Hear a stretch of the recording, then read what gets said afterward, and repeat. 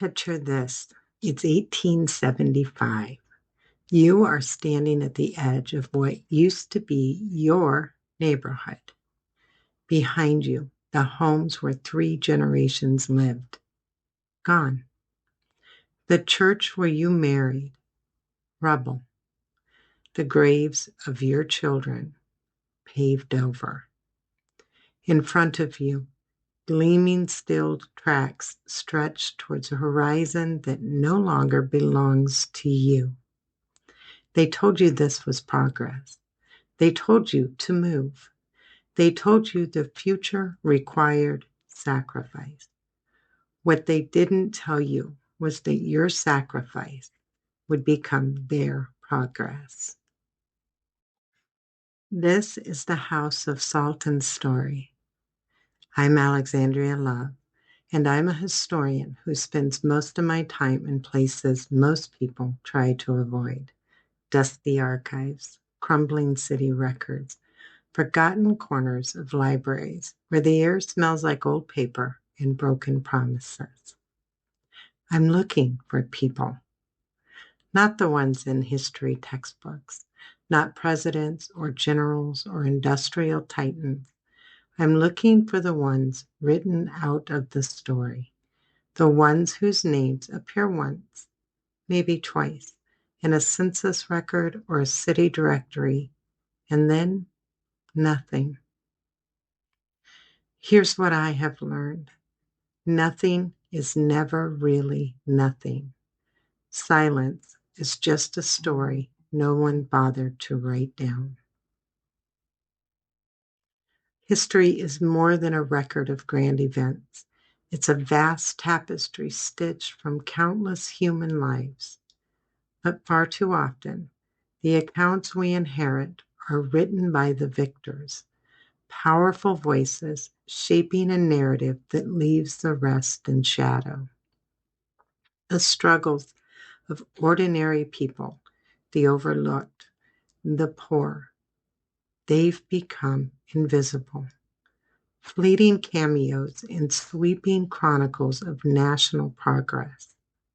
And in that absence, we lose a critical understanding of who we are and what resilience truly looks like. This podcast exists because I believe history isn't a collection of facts. It's a living thing. It breathes in choices we make today. It whispers in the systems we inherit. And if we're not listening, really listening, we keep repeating the same pattern. We call it progress, but we forget to ask, who paid for it? House of Salt and Story is connected to my newsletter, The Voices Left Unheard, where I dive deep into historical research on resilience, loss, and the human spirit. But this podcast, this is where those voices come alive, where you don't just read about the past, you inhabit it. Each episode, we will step into a moment, a life, a community that history tried to forget. We'll slow down. We'll sit with discomfort. And we'll ask some really hard questions. Because the past isn't behind us. It is the foundation that we are standing on right now. You may wonder why this matters now. You don't need a history book to know that life is hard. Just look in the mirror. We carry the quiet weight of our own challenges. And when the world feels too vast, too chaotic, too unfair, it is all too easy to forget a lesson the past has been whispering all along. Resilience is inherent. When we seek the stories of the most vulnerable, we find more than struggle. We find a defiant. People who looked at a world stacked against them with no title, no power, no promise, and chose to endure anyway. So let me ask you something. What does progress mean to you? Keep that in mind, because the story I'm about to tell you might change your answer. We have always called it progress. From the first railroad tracks that split the continent to the algorithms that split our attention, from the glow of the first light bulb to the one now glowing in your hand, we call it forward. But progress is a myth. It is a story we tell ourselves, a story that demands a sacrifice. The real question is, what do we gain? What do we lose? And who gets to decide when forward has gone too far?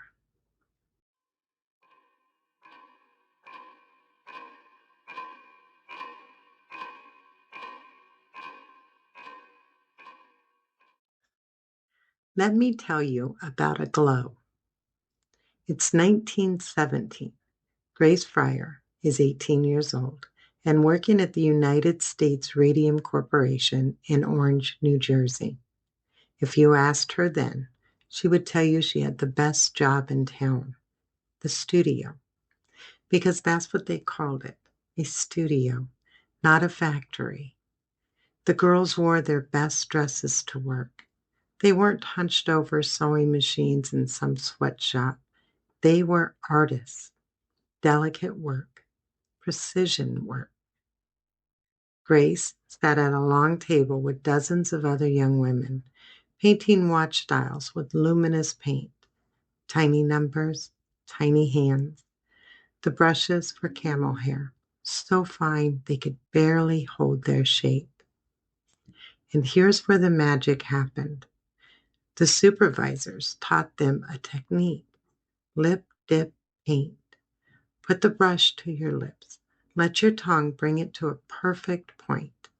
Dip it in the radium paint. Paint the dial. Repeat.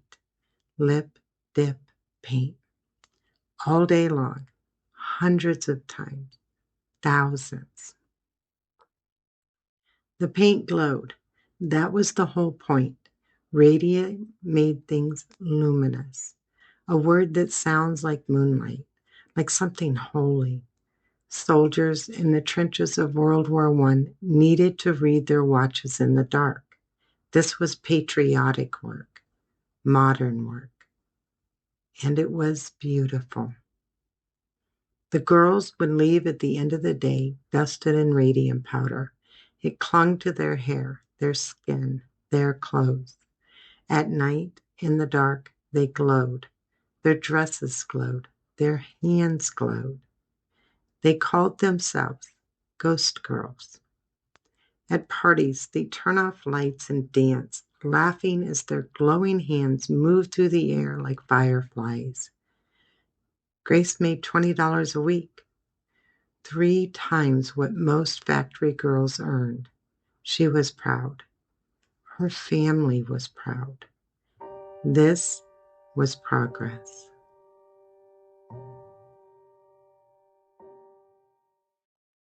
In 1922, 5 years into the job, Grace noticed something. Her teeth were loose. Not one, several. By the end of the year, she'd lost 2 molars. The dentist couldn't explain it. Her gums just would not heal. Every time he tried to extract a tooth, the wound stayed open, weeping and refusing to close.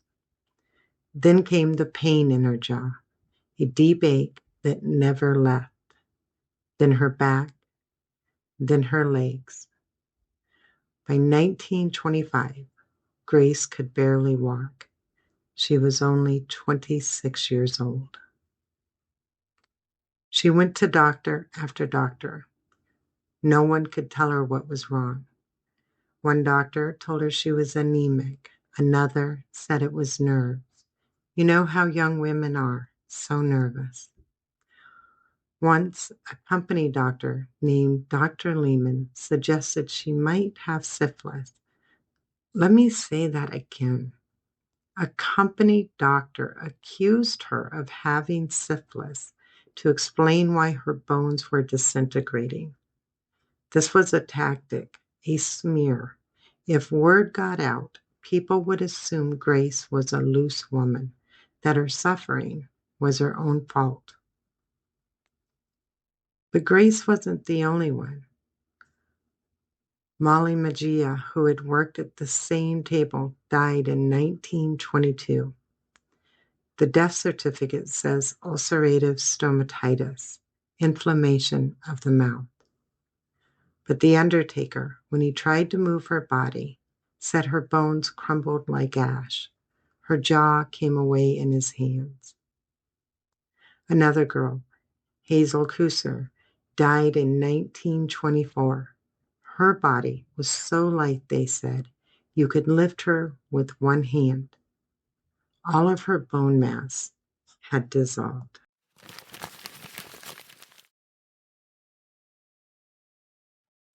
Here's what I found in the archives. In 1924, the United States Radium Corporation hired Dr. Cecil Drinker from Harvard to study their workers. They wanted him to prove that their paint was safe. But Drinker didn't prove that. His report, finished in June of 1924, said this: every girl we examined showed evidence of blood changes consistent with ingestion of radioactive materials. He noted that their bones were becoming honeycombed, that the radium was depositing itself in their skeletons, that they were, quite literally, rotting from the inside out. The company buried the report. They didn't just ignore it, they rewrote it. Arthur Roeder, the president of USRC, sent a letter to the Department of Labor claiming the study showed the girls were in perfect condition. The original report, the one warning of death, was locked away. Do you understand what this means? The company knew. They knew in 1924 that the girls were dying, and they said nothing. Why? Because radium was worth more than gold. It was the miracle element. It was in medicine, in cosmetics, in consumer products. Admitting it was poison would destroy the entire industry. Progress required Grace's silence. So they lied. They delayed. They waited for her to die.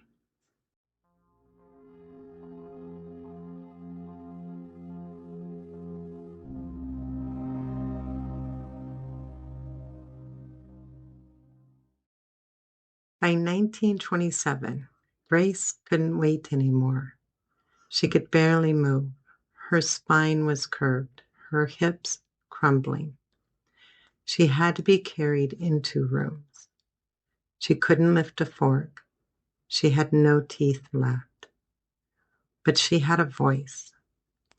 Grace, along with 4 other dying women, Edna Hussman, Catherine Schwab, Quinta McDonald, and Albina Larice, sued the United States Radium Corporation. The press called them the Radium Girl. Some called them the Walking Dead. The company fought them every step of the way. They delayed hearings. They filed motions. They hoped the girls would die before the case went to trial. But Grace wouldn't let go. In her testimony, her voice recorded in the court transcripts I found, she describes sitting in the studio, putting the brush to her lips, being told it was harmless. She described Dr. Lehman telling her she was just nervous, that her pain was psychosomatic, even as her jaw was falling apart. She said this: "It is not for myself I care. I am thinking more of the hundreds of girls to whom this may serve as an example. That sentence breaks me every time I read it. She knew she was dying. She knew no amount of money would save her. But she wanted the truth on record. She wanted the girls who came after her to know. You were not imagining it. You were not hysterical. They lied to you, and it mattered.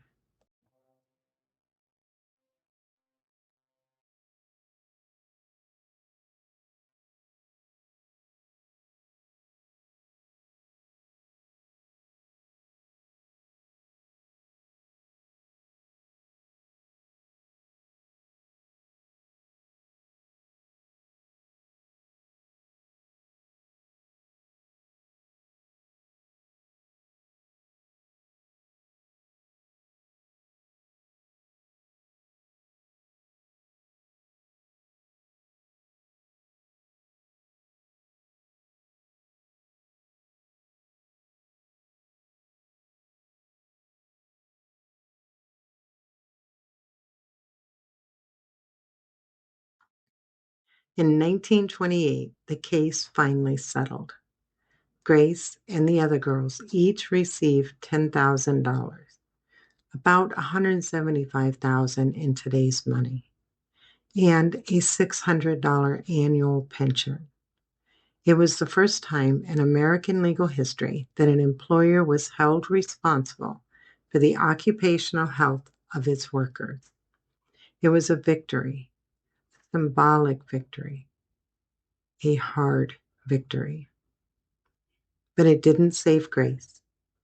The radium was already in her bones. It would stay there, emitting radiation for the rest of her short life.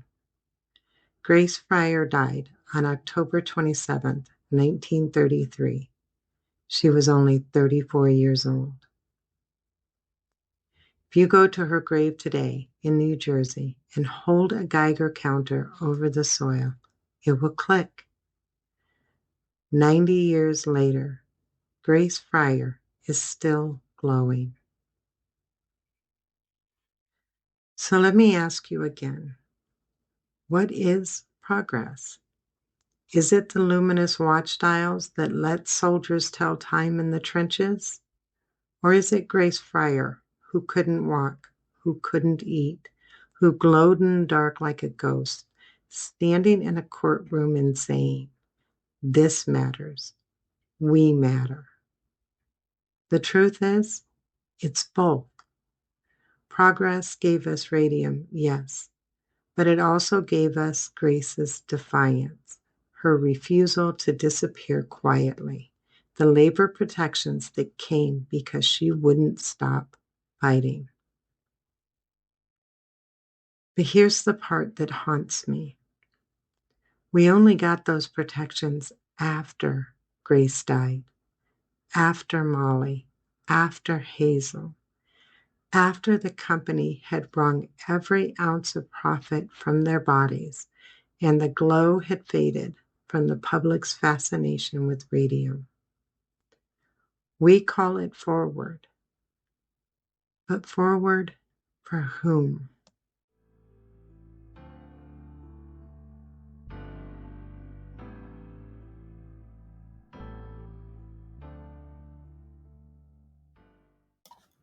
Progress isn't the villain of this story, but neither is it the hero.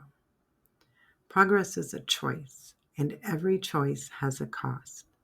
The question is, who bears it? Writing and understanding history is a moral act. It's an exercise in societal empathy.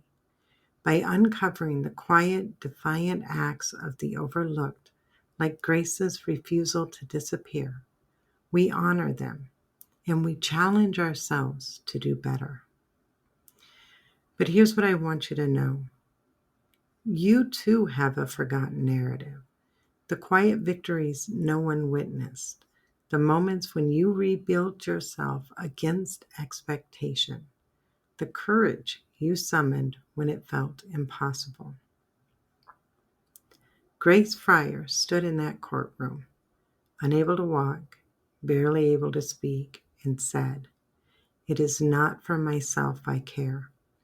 I am thinking more of the hundreds of girls to whom this may serve as an example." She knew her own resilience mattered, not because her suffering was noble, but because remembering is an act of defiance. History reminds us that the spark of resilience is already in our bones.